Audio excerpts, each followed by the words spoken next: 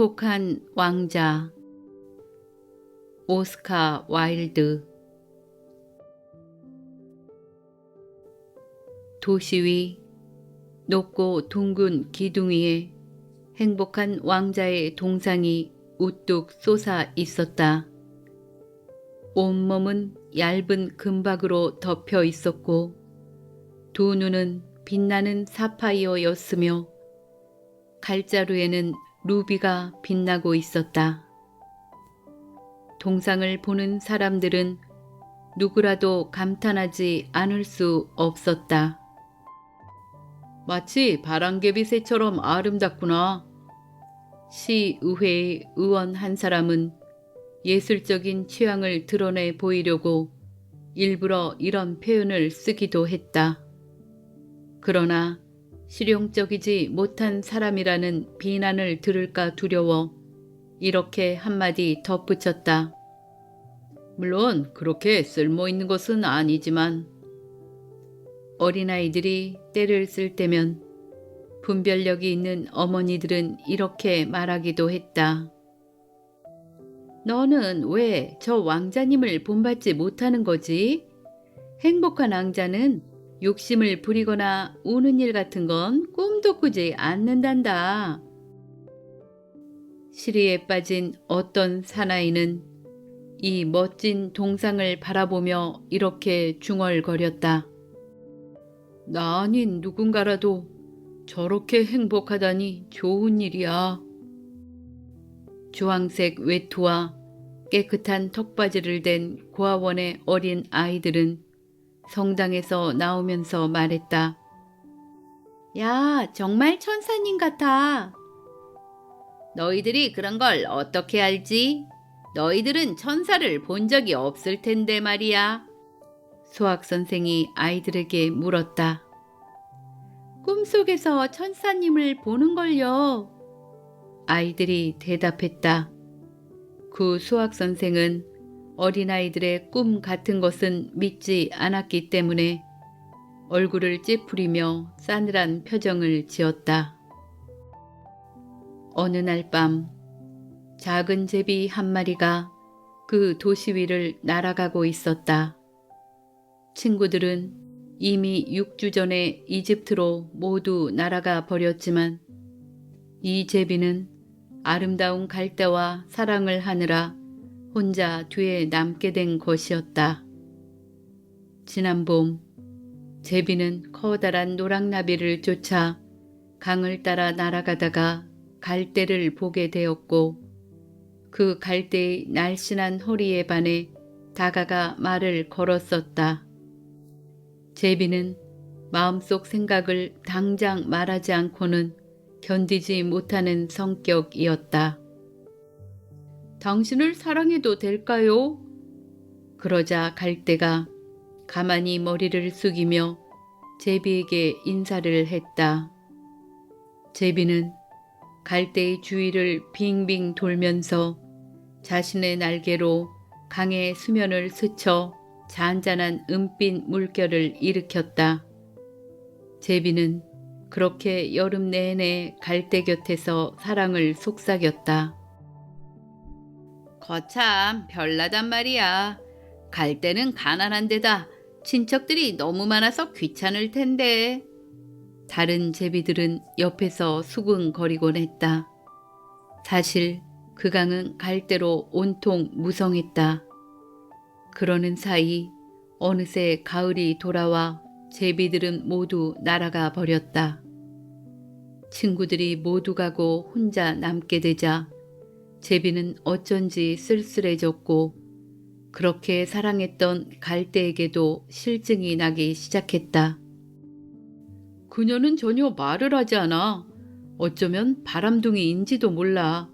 항상 바람이란 녀석하고만 시시덕거리고 있으니 말이야. 제비가 그렇게 생각하는 것도 무리는 아니었다. 바람이 불기만 하면 갈대는 부드럽게 무릎을 굽혀 인사를 했기 때문이다. 그녀가 가정적이라는 건 인정해. 하지만 나는 여행을 즐기는 사나이야. 내 아내가 될 사람도 여행을 좋아하지 않는다면 곤란하지. 나와 함께 먼 곳으로 떠나시겠어요? 제비는 마음을 먹고 마지막으로 갈대에게 물었다. 그러나 갈대는 자기 집에 강한 애착을 가지고 있었기 때문에 고개를 가로저었다. 당신은 그동안 날 희롱해 왔던 거군요. 전 이제 피라미드가 있는 나라로 갈 겁니다. 잘 있어요.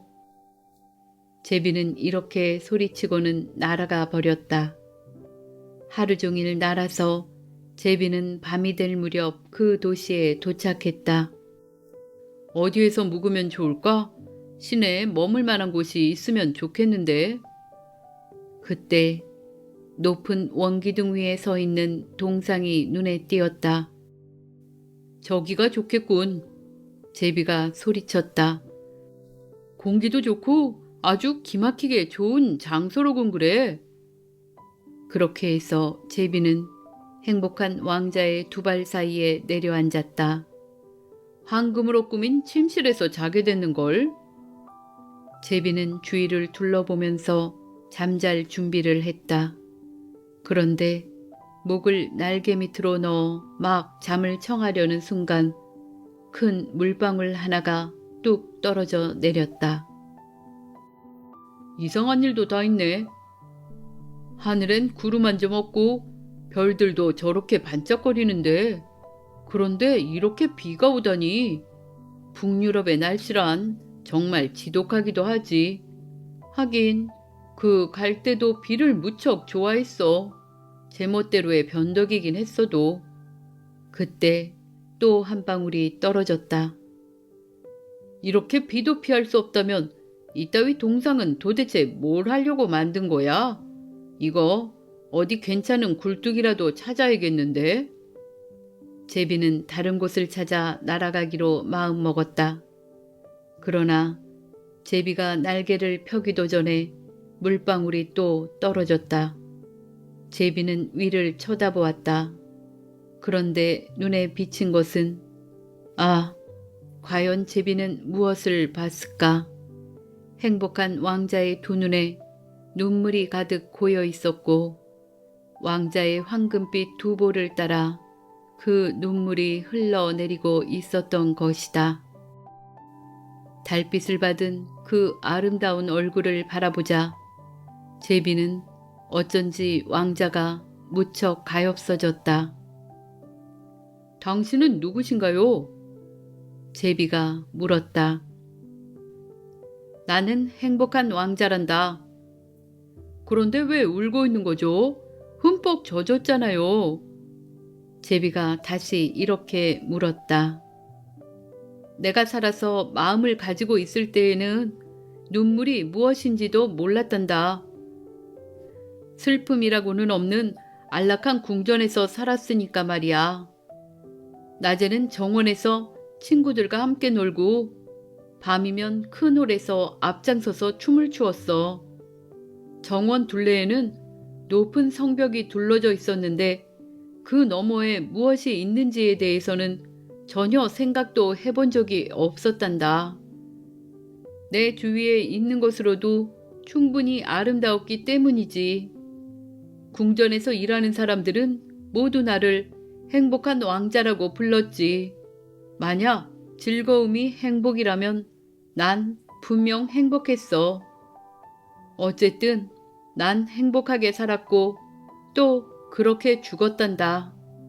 내가 죽자 신하들은 나를 여기 이렇게 높은 곳에 세워주었지. 덕분에 난 이 도시의 온갖 보기 싫은 것들, 슬픈 일들을 빠짐없이 볼 수 있게 됐지. 그래서 심장이 나부로 만들어졌는데도 불구하고 난 내가 본 것들 때문에 울지 않고는 견딜 수가 없어. 행복한 왕자가 대답했다. 그럼 이 양반이 순금으로 만들어진 게 아니란 얘기군. 제비는 중얼거렸다. 그러나 예의 바른 제비는 차마 그런 얘기를 대놓고 큰 소리로 하지는 않았다. 저 멀리 말이야. 왕자는 낮게 울리는 목소리로 얘기를 계속했다.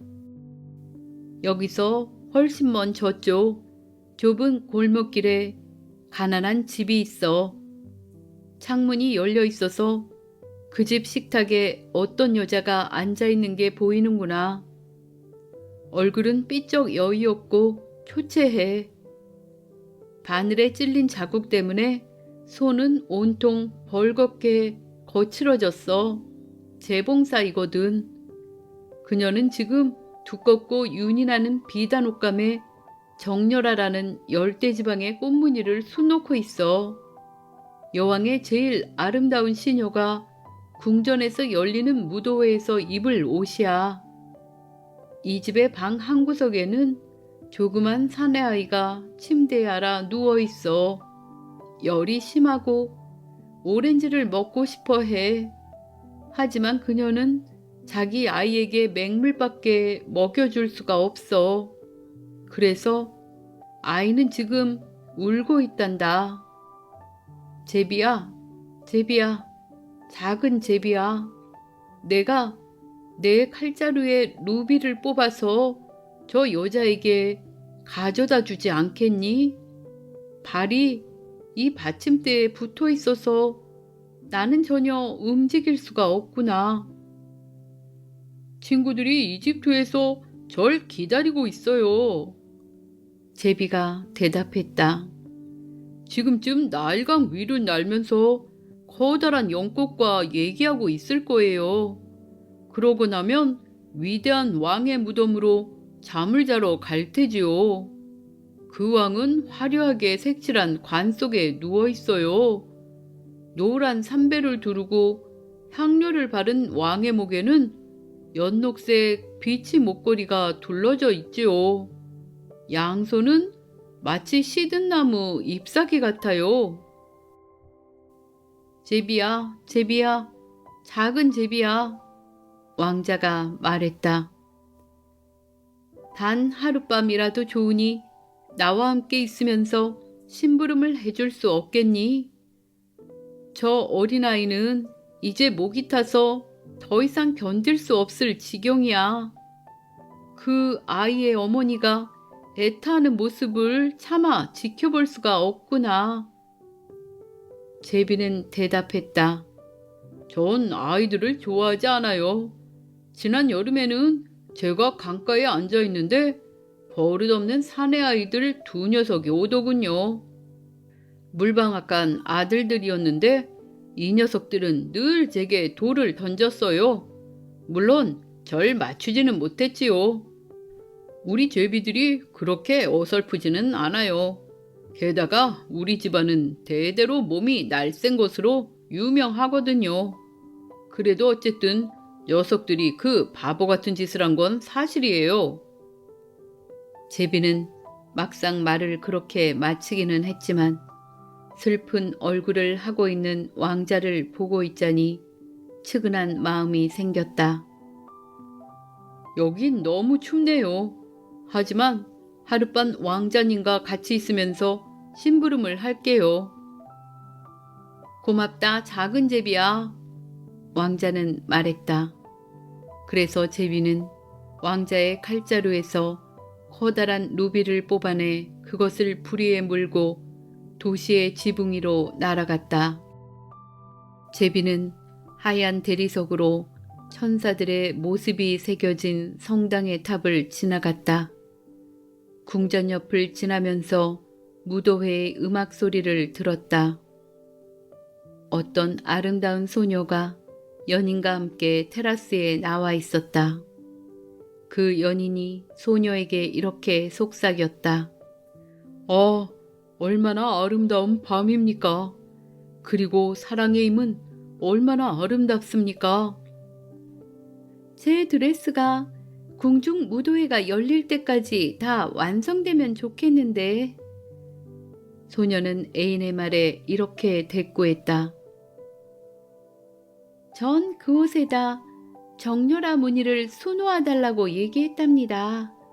하지만 재봉사들은 얼마나 게으른지요.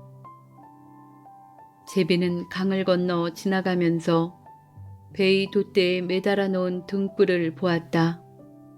유태인 거리를 지날 때는 늙은 유태인들이 가격을 흥정해 물건을 거래하고 구리 저울로 달아서 돈을 나누어 갖는 것도 보았다. 드디어 제비가 그 가난한 집에 이르러 안을 들여다보았다. 아이는 열 때문에 괴로운지 침대 위에서 뒤척이고 있었고 아이의 어머니는 피곤한 탓에 잠들어 있었다. 제비는 창문을 통해 안으로 날아들어가 루비를 아이 어머니의 골무 옆에 떨어뜨렸다. 그러고 나서는 조용히 침대 주위를 날면서 아이의 이마를 날개로 부채질 해주었다. 열이 많이 내린 것 같아. 이제 몸이 나을 거야. 그렇게 말하고 나서 아이는 단잠에 빠져들었다. 제비는 행복한 왕자에게 돌아가 자기가 한 일을 이야기해 주었다. 참 이상한 일이에요. 이렇게 추운 밤인데 나는 지금 무척 따뜻한 느낌이에요. 그건 내가 좋은 일을 했기 때문이야. 왕자가 말했다. 제비는 그 말에 대해 좀 더 생각해 보려고 했지만 곧 잠이 들어 버렸다. 생각하는 일은 언제나 제비를 졸리게 만들었다. 날이 밝자 제비는 강으로 날아가 몸을 씻었다. 그때 다리를 지나가던 한 조류학 교수가 그 모습을 봤다. 이거 정말 놀라운 일이로군.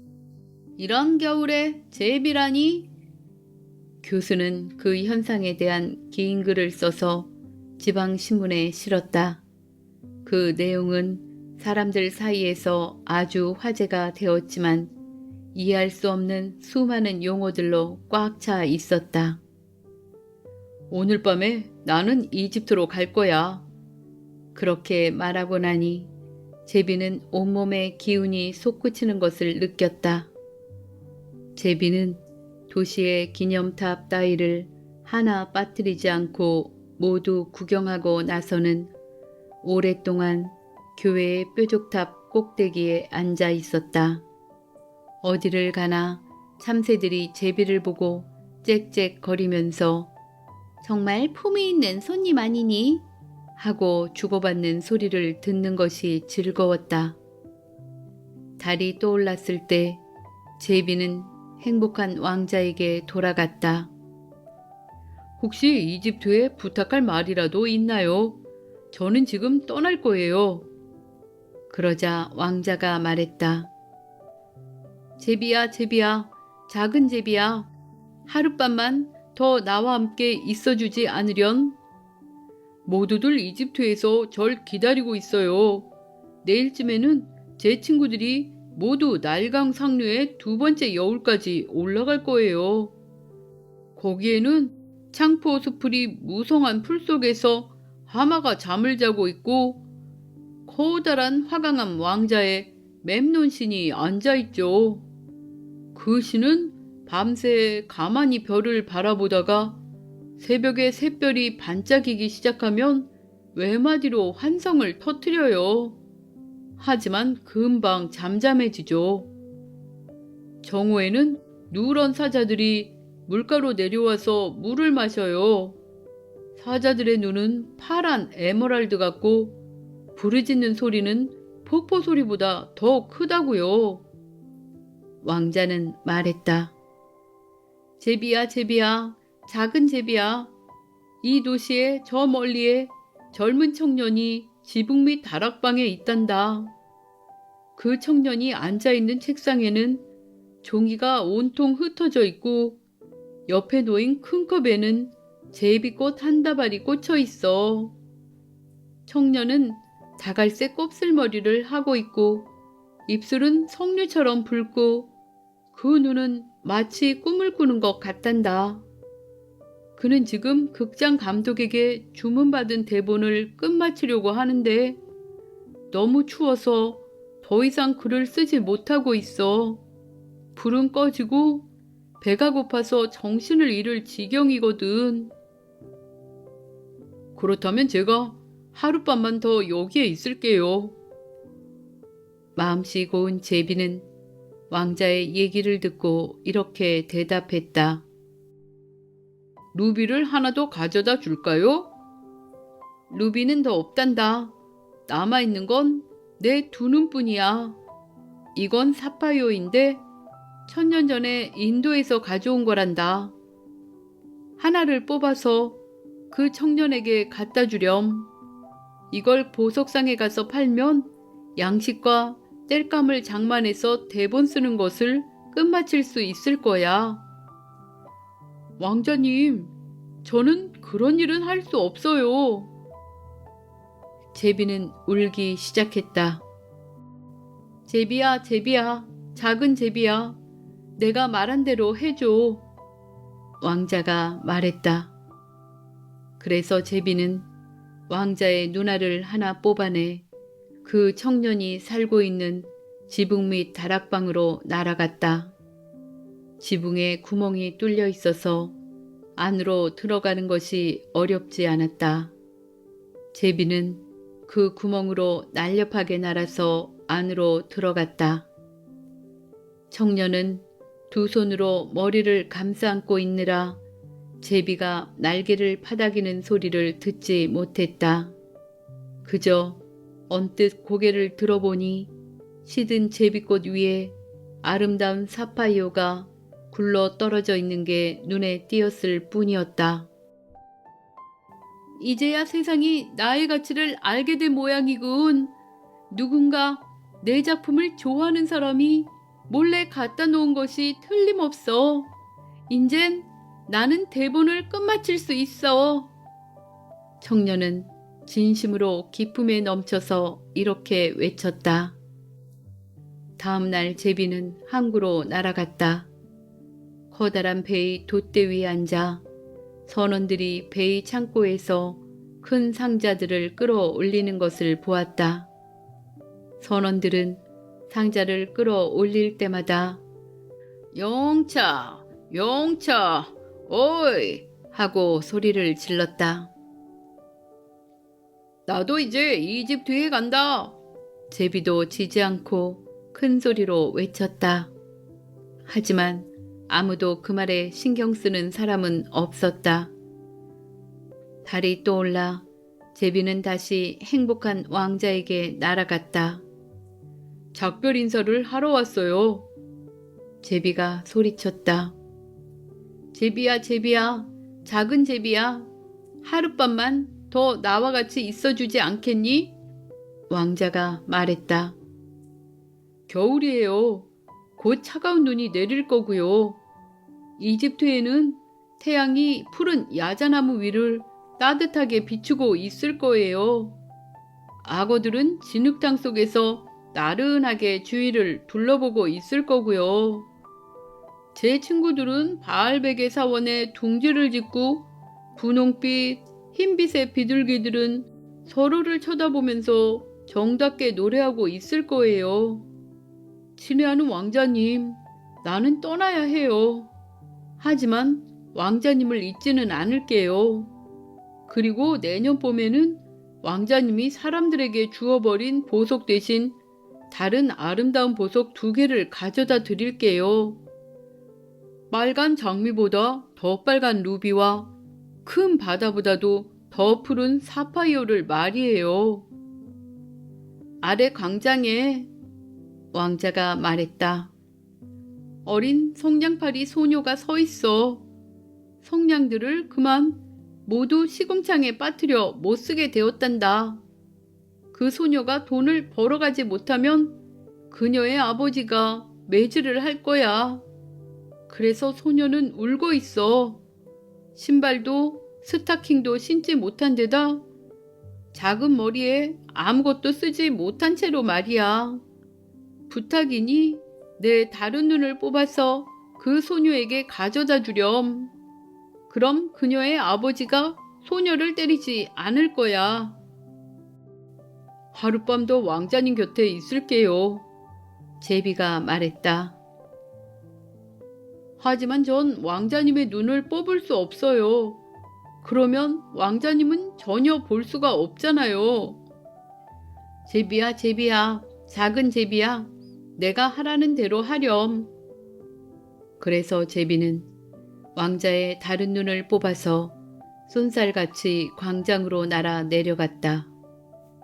제비는 성냥팔이 소녀의 옆으로 급강하하면서 소녀의 손바닥 안에 보석을 살짝 밀어 넣었다. 너무 예쁜 유리보석이네 하고 어린 소녀가 소리쳤다. 소녀는 기뻐 웃으면서 집으로 달려갔다. 제비는 왕자에게로 돌아와 말했다. 왕자님은 이제 아무것도 보지 못해요. 그래서 이제부터는 제가 왕자님 곁에 머물 거예요. 안 돼. 너는 이집트로 떠나야 해. 가엾은 왕자가 말했다.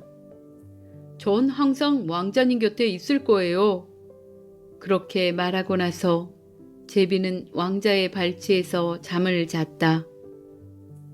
그 다음 날 하루 종일 제비는 왕자의 어깨 위에 앉아 낯선 땅에서 보았던 것들에 대해 왕자에게 이야기해 주었다.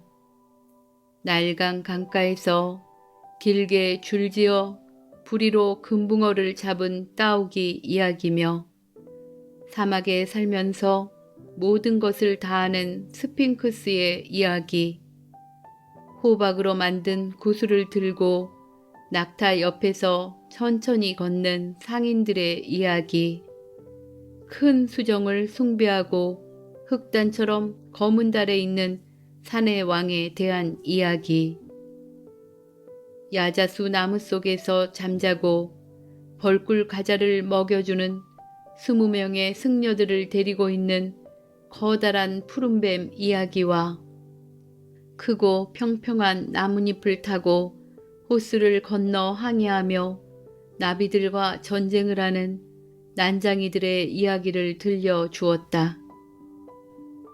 사랑하는 귀여운 제비야, 너는 나에게 놀랄만한 일들에 대해 이야기해 주었지만 무엇보다도 놀랄만한 것은 인간들의 고통이란다. 슬픈 만큼 큰 신비는 없어. 귀여운 제비야, 시내로 날아가 내가 본 것을 나에게 들려주겠니? 왕자의 말에 제비는 그 도시 위를 날면서 부자들이 멋진 집에서 즐겁게 지내는 반면에 거지들이 그 집 문 앞에서 구걸하는 것을 보았다. 제비는 어둡고 좁은 길로 날아가서 어두운 거리를 멍하니 보고 있는 굶주린 아이들의 창백한 얼굴도 보았다. 다리의 아치 밑에는 어린 소년 둘이 몸을 따뜻하게 하려고 서로의 몸을 끌어안고 있었다.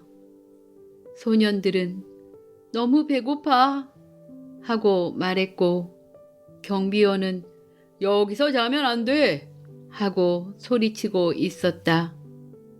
제비는 돌아와서 왕자에게 자신이 본 것들을 이야기했다. 나는 순금으로 덮여 있어. 왕자가 말했다. 너는 그걸 한 장 한 장 떼어내서 내 가난한 사람들에게 가져다 주어야 해. 사람들은 금이 있으면 행복해질 수 있다고 생각하거든. 제비가 순금을 한 장 한 장 떼어내는 만큼 행복한 왕자는 흐릿한 회색으로 변해갔다. 제비는 떼어낸 순금을 가난한 사람들에게 날라다 주었다. 어린 아이들은 장밋빛으로 얼굴이 밝아졌고 활짝 웃으며 거리로 나가 놀았다. 우리한테 빵이 생겼어 하고 아이들은 소리쳤다. 눈이 내렸고 모든 것이 얼어붙었다. 거리는 은으로 만들어진 것처럼 밝게 빛났다. 수정으로 된 단검 같은 고드름이 집집의 처마마다 달려 있었다. 모든 사람들이 털옷을 입었고 어린 소년들은 주황색 모자를 쓰고 얼음 위에서 스케이트를 탔다. 점점 더 날이 추워졌지만 불쌍한 작은 제비는 왕자를 사랑했기 때문에 떠날 수가 없었다. 제비는 빵가게 문 밖에서 주인이 보지 않을 때 빵 부스러기를 쪼아 먹었고 날개를 퍼덕거려 몸을 따뜻하게 하려고 애썼다. 그러나 제비는 마침내 자기가 죽게 될 거라는 걸 알고 있었다.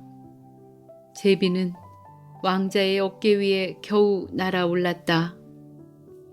안녕히 계세요. 친애하는 왕자님. 제비는 왕자에게 나지막하게 말했다. 제가 왕자님 손에 입 맞출 수 있게 해주세요. 드디어 이집트로 떠나는 거구나. 잘됐다. 작은 제비야. 넌 여기서 너무 오랫동안 머물러 있었어. 하지만 내 입술에 입 맞춰다오. 나는 너를 사랑한단다. 왕자가 말했다. 제가 가는 곳은 이집트가 아니에요. 죽음의 집으로 가는 거예요. 죽음은 자매 형제죠. 그렇죠?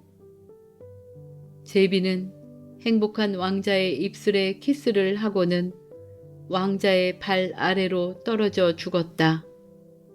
그 순간 마치 무엇인가가 부서지는 것처럼 왕자의 동상 안에서 이상한 소리가 났다. 나무로 된 심장이 소리를 내며 두 쪽으로 갈라졌던 것이다. 무서울 정도로 혹독하게 추운 날이었다. 다음날 아침 일찍 그 도시의 시장은 시의원들과 함께 광장을 걷고 있었다. 그들이 동상에 원기둥을 지날 무렵 시장이 동상을 올려다보고 외쳤다. 아니 이런 행복한 왕자의 동상이 어쩌다 저렇게 흉물스러운 꼴이 되었담. 정말 보기 흉한 모습이군요. 언제나 시장의 말에 찬성만 하는 시의원들도 이렇게 소리쳤다.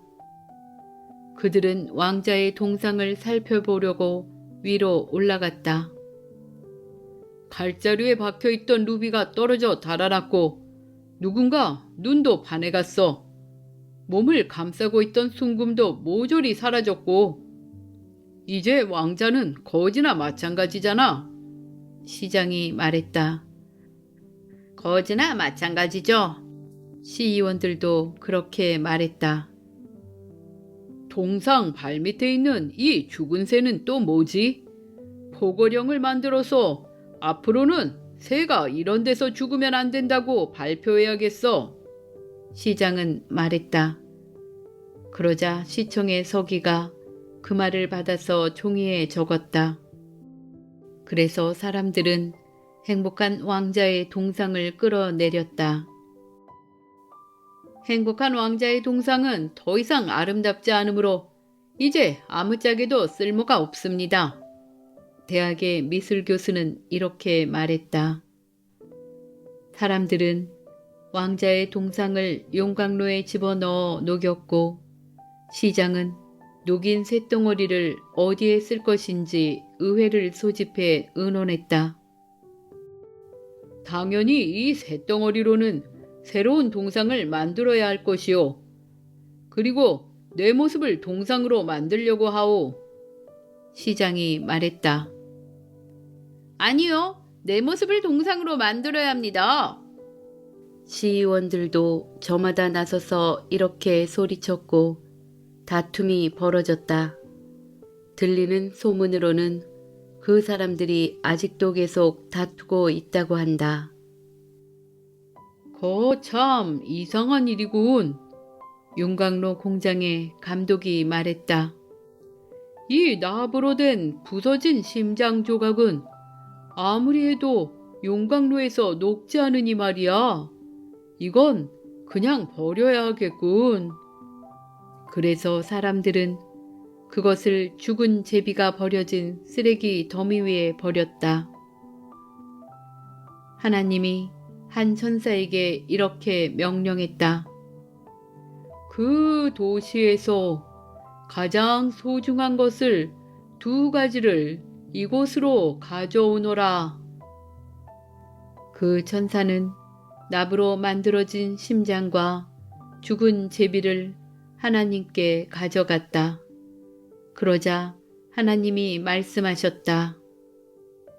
아주 잘 골랐구나.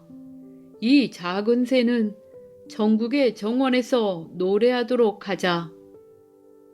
그리고 행복한 왕자는 내 황금의 도시에서 영원히 내 이름을 찬양하도록 할지어다.